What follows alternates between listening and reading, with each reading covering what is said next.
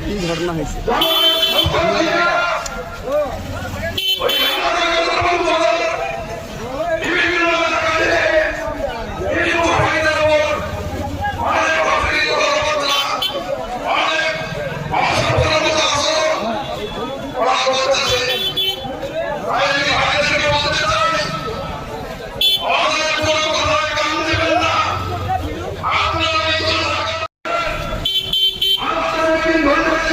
এটা কি ঘটনা হয়েছে?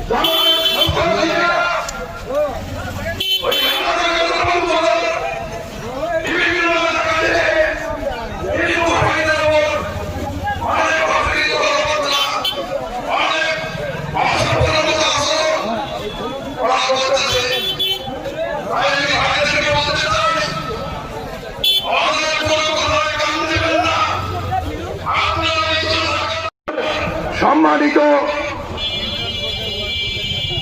সভাপতি, মঞ্চে উপস্থিত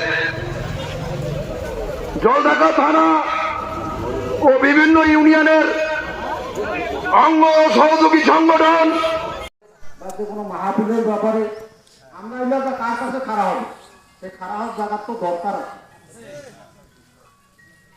শহীদ আলী সাহেব মিষ্টি না হয়, শহীদ আলী সাহেব মিষ্টি না হয় আর খারাপ কি হলো?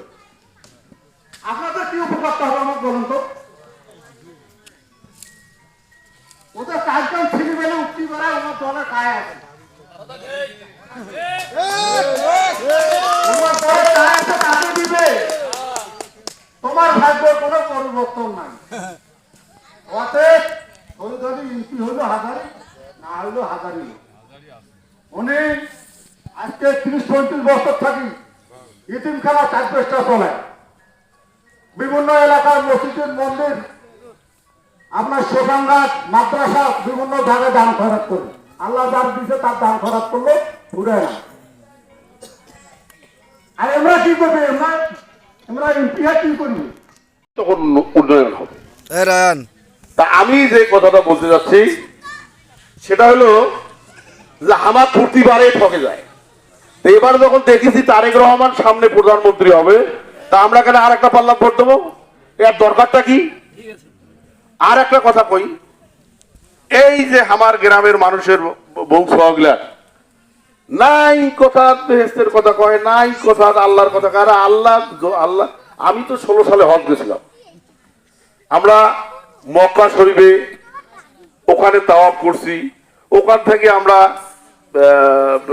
মদিনা শরীফ গেছি, হজ শেষ করি আমরা বাড়ি আসছি। তো যদি কোনো একটা গোষ্ঠীকে যদি সমর্থন দেওয়া হয়, তা আমরা কেন এতুলে বেকার মসজিদ যাই, মন্দির যাই, মাদ্রাসা যাই? এটা তো একটা পরিষ্কার সামনে কথা। আমি যদি মিথ্যা কথা না বলি, হালাল রুজির মাধ্যমে চলি, 5 ওয়াক্ত নামাজ পড়ি, আমার যতগুলো হাদিসে যেটা আছে আমার কোরআনে আমি যদি মানি, তা আমার দেলটা কইবে না যে আমি ভালো কাজ করছি, ইনশাল্লাহ আমি যাব। এটা তো মনের ব্যাপার।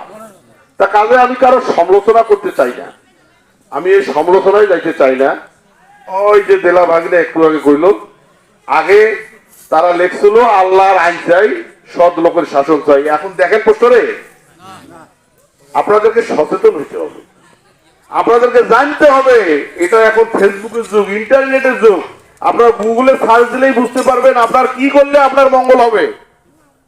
আমার অনুরোধ থাকবে এই বাউনাবাড়িবাসীর প্রতি, যেহেতু যদিও আমার ভাই চেয়ারম্যান নাই, তারপরেও আমার বক্তব্য হইল যে কয়েকদিন আমি বাঁচি আছি, আমার যতক্ষণ সাধ্য ক্ষমতা চলা ফিরা, যতক্ষণ সুস্থ আছি, আপনারা যে কোনো ব্যাপারে আমার সাথে যোগাযোগ করতে পারেন। আমি সেদিন আমার ওই ফুফুর বাড়ি এসেছিলাম, ওই হুমায়ুনের আব্বা তো আমার ফুফা হয়, তা আমাকে ওই মোর্শেদা ভাবি রিং দিয়েছে, নামটা মোর্শেদা ভাবি, যে মোর নাতনির বিয়ে, তারপরে মুই তো 2টি খাবার পাবি না, মোর লোক যাইবে তো রোডে।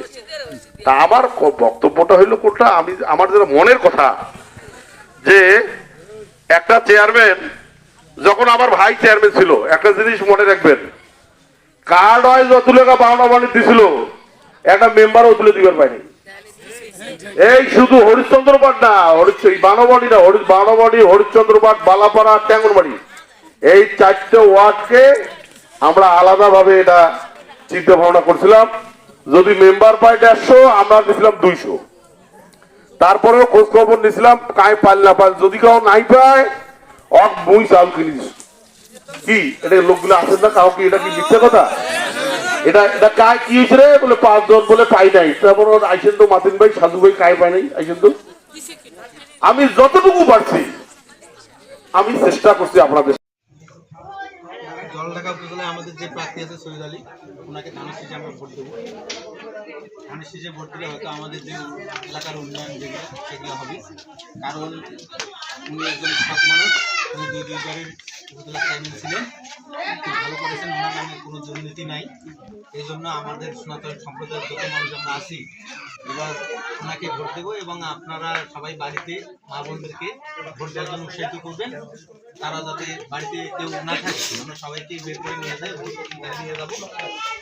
অনেকে ভয়ভীতি দেখাবে, সেটাতে আমাদের কোনো কান দিয়ে লাভ নেই।